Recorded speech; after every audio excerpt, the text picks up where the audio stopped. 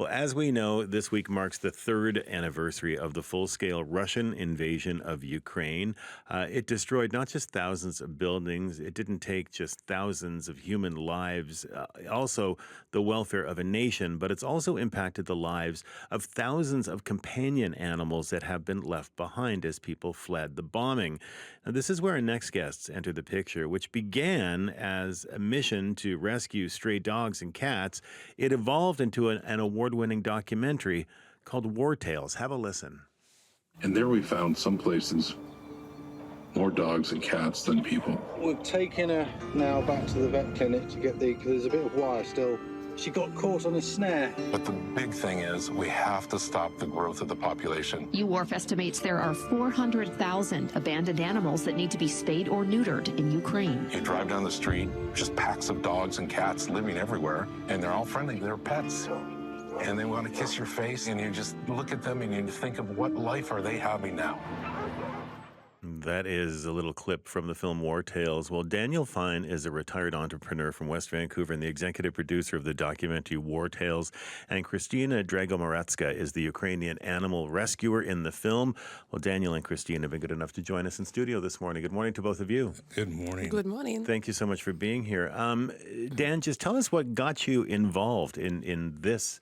Well, first of all, the rescue mission in Ukraine those years ago. Yeah, it was just after the war started, about 2 months, and I was walking through a dog park in West Vancouver and met this Ukrainian guy, and he had a boxer, and he started telling me about the war. And you know how your mind just clicks? I'm like looking at the dog, and I'm looking at this Ukrainian guy, listening to him talk about the war, and I'm like, well, who's helping the animals? And so I did a little research and found out that typically there's not a lot of help.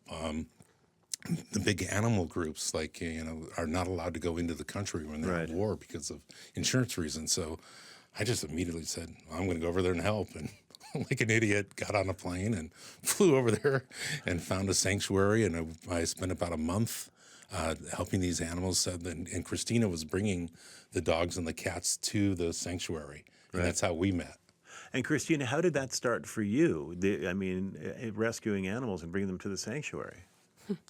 So as all people, we were shocked in the beginning of war, and everyone trying to find how to help to Ukraine, or we should do something.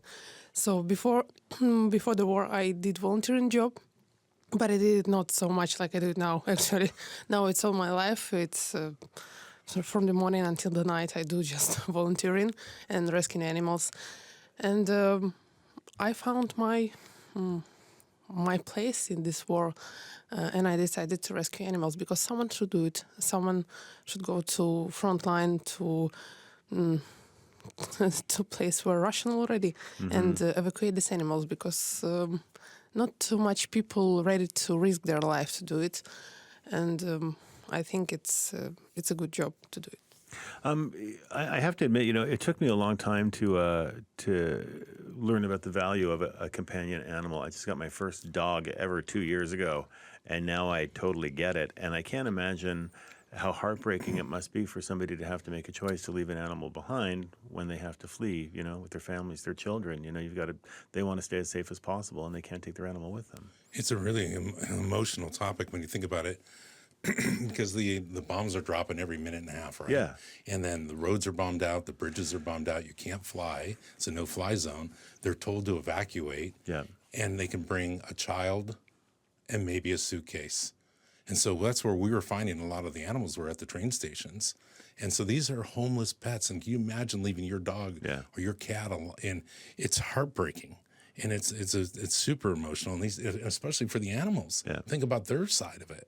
So, we have to do something, but it's the growth of the animals that we really have to